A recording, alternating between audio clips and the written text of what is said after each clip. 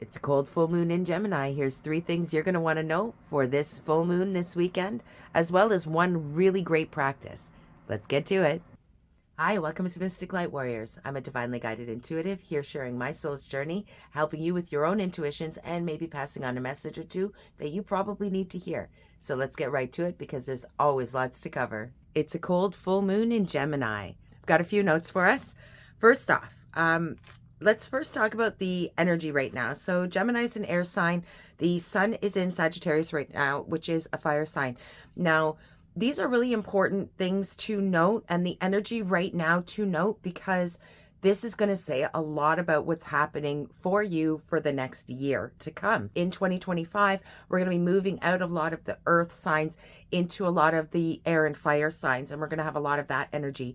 So this full moon is actually going to be a decent marker for how the upcoming year's energy is going to be for you. We've got some winter solstice practices that are going to come up, as well as some lots of energy updates in the coming year. So don't forget to like and subscribe. All right, so first thing we need to know, be reflective.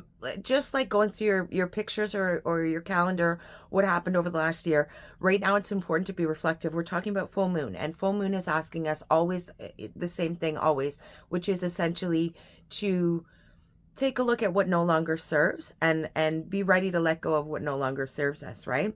So what's sticking around? What sort of resentments are you holding on to still?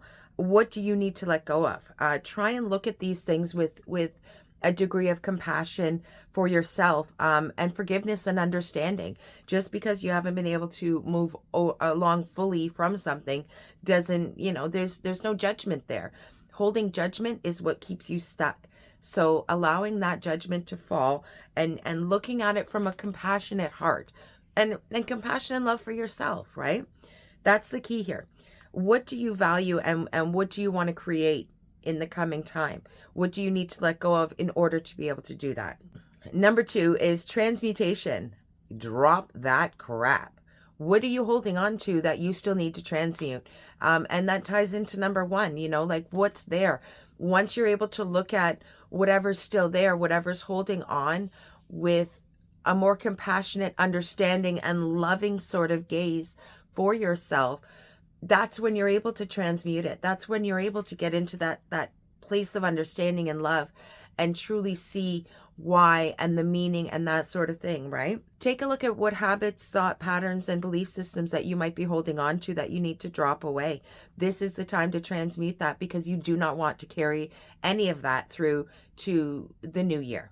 And another a really good practice to help you transmute that kind of energy is you can look up violet flame practices. There are some really great ones online. The violet flame can be extremely powerful in helping you to transmute energy and let go of things that no longer serve.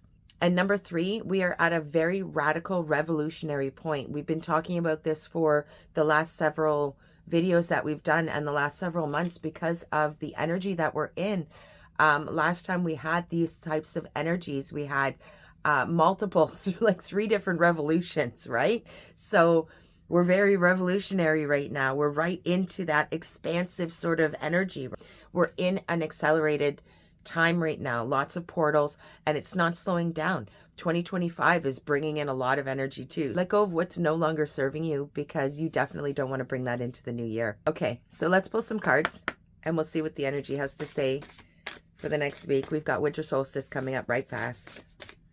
So we'll see what kind of energy we're playing with for the rest of the year.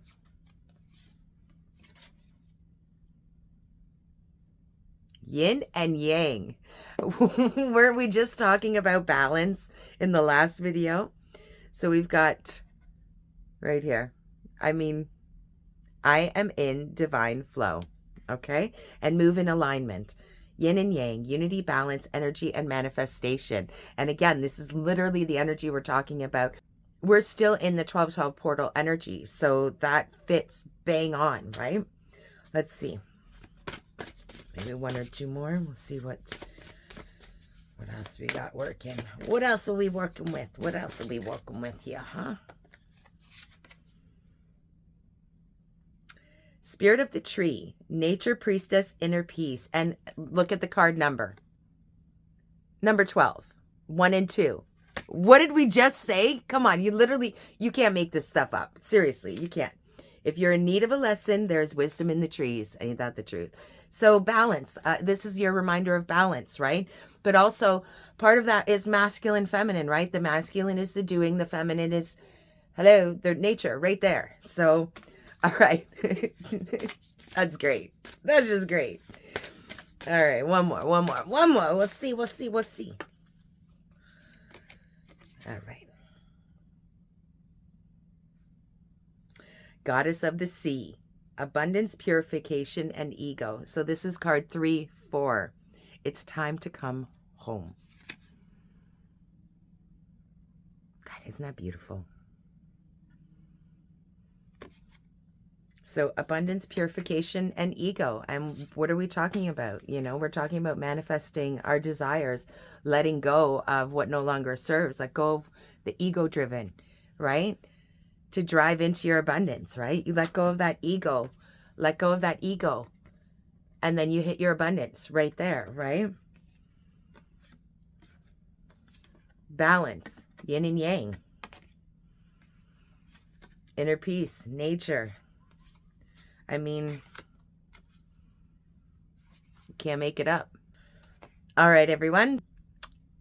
And as always, if you've liked the content you've seen today, please like and subscribe and leave me a comment. Let me know what hit for you, what didn't hit for you, what are your practices.